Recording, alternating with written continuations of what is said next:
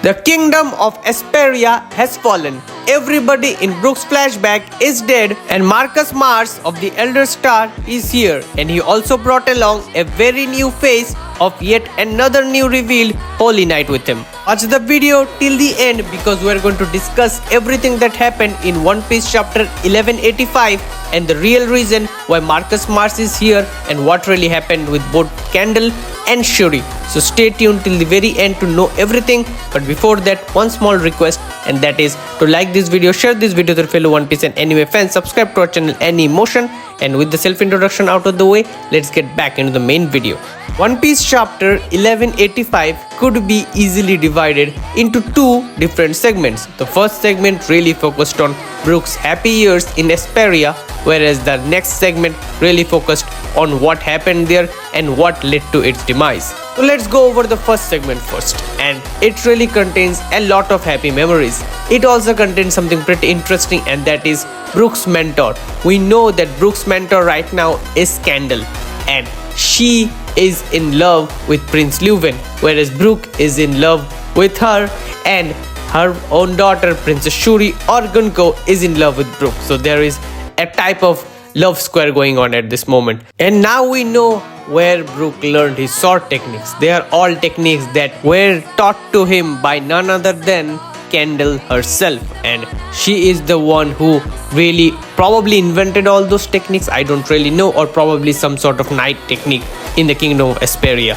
but these are the techniques that are inherited by Brook in modern times and still uses them to literal perfection. And then we cut off to a really beautiful montage of Brook's really happy memories in Esperia ever since he was a kid, from him meeting to Prince Leuven and everything in between.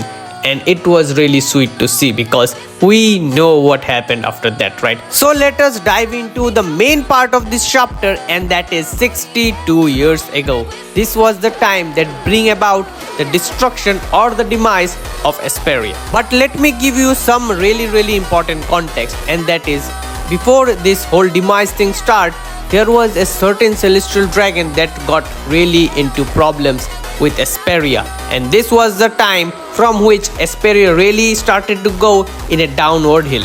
Now what happened is that Esperia was covered by a thick fog or smoke or smog, whatever you want to call that thing. I would right now address it as a thick layer of smoke, and this smoke really damaged every single musical instrument that was there. And you should know this as well, Esperia's main stream of revenue is by generating music. So them not having any musical instrument really affected them financially, and only two people could generate music, and that was Candle and Brook. Now, just like a lot of One Piece mother, Candle just suddenly died. We were not provided any type of context or clue how she is dead. Although I have three main reasons about how she could have died. It could go in any of these three directions. The first one is she died due to some sort of illness due to the fog, spreading everywhere in the island. Or number two, it has something to do with a certain celestial dragon, probably the same celestial dragon that got into problem with Esperia. You see, Candle is really pretty, and we know that how much celestial dragon really love pretty women. They want everyone to be their bride, and they just kidnap everybody. So it could be a possibility that maybe a celestial dragon tried to kidnap her, they failed, and maybe she was assassinated, or they really kidnapped her, and maybe just maybe they just put on a body double in order to show that she is dead, but really she was kidnapped. And it could go in any direction, because regarding the celestial dragon, they are some of the horrifying people in this world, and they could literally do anything. They have both the money and the power to do literally evil type of thing. But now the third and the most spiciest reason, and that is she was really a holy knight, and because Marcus Mars was involved in this whole incident that happened in Esperia, maybe she was just called back. We're going to talk all about Marcus Mars in just a minute, but let's just think for a moment that if she was a holy knight, and that is a huge if, maybe it is pretty simple. She was called back to the Holy Land, and just she went there and reported, and maybe then they sent this new holy knight we just got to see in this chapter, literally a new guy. He looks pretty big, huge guy, and he kind of has some kind of aura going on with him, because my guy looks pretty sick. So they just probably called her back and sent him instead in order to destroy Esperia. Now let us talk about the demise of Esperia that we witnessed at the very end of this chapter. And it is pretty interesting because again, you do not pay the heavenly tribute, you just vanish, you just die.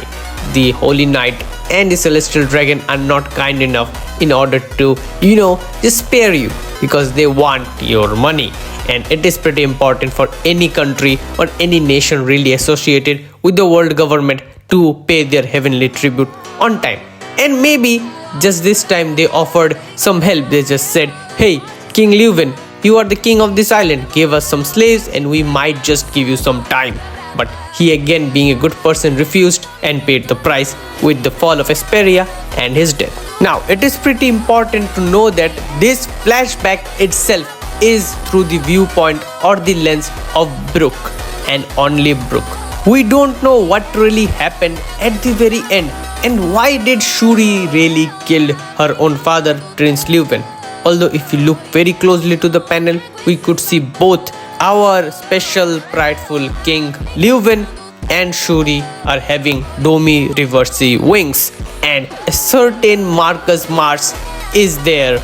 And Marcus Mars being there is the most interesting thing, because one thing we know about the Celestial Dragons and especially the Elder Star is that they do not enjoy coming down from their great castle Pangea, and they really love their Holy Land. So him being there is pretty interesting, because I don't think every time a island is being destroyed, a certain Elder Star, especially a Holy Knight, might be present there, but especially an Elder Star out of the 5 is present in that island. So him being there is a huge hint, and that is he is the environmental god, right?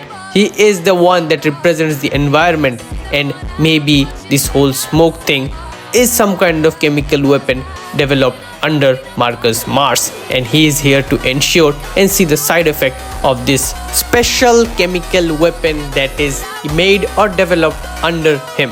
And that is really the thing. I think Marcus Mars is really someone that is very closely related to the fall of Esperia, and especially due to this whole smoke thing. Again, we have to keep in mind that both Leuven and Shuri had devil wings. So did Marcus Mars Domi Reversi both of them, or was Marcus Mars being controlled by Emu, just like how he took control over Saturn in God Valley? So you could also think that hey, Marcus Mars was there, then Emu probably took interest in Shuri, then Domi Reversi both of them, and maybe they fought it out to see who could fit better. Or maybe Emu saw something really interesting within Shuri, because you should not forget that Shuri is probably the personal assistant of Emu. We saw Shuri a lot of time. When Emu is there, Shuri is there as well. So maybe Emu wanted to make sure that Shuri is completely turned. Maybe he just saw something in Shuri that he did not saw onto a lot of people for a very long time, and he wanted to first break Shuri. That is why he transformed Prince Leuven through Domi Reversi.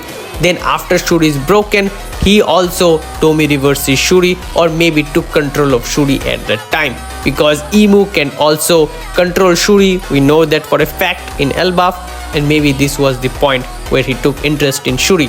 And why Shuri, right? Because again, she is very similar to Lily, and we know how much Emu loves his own crush, Lily.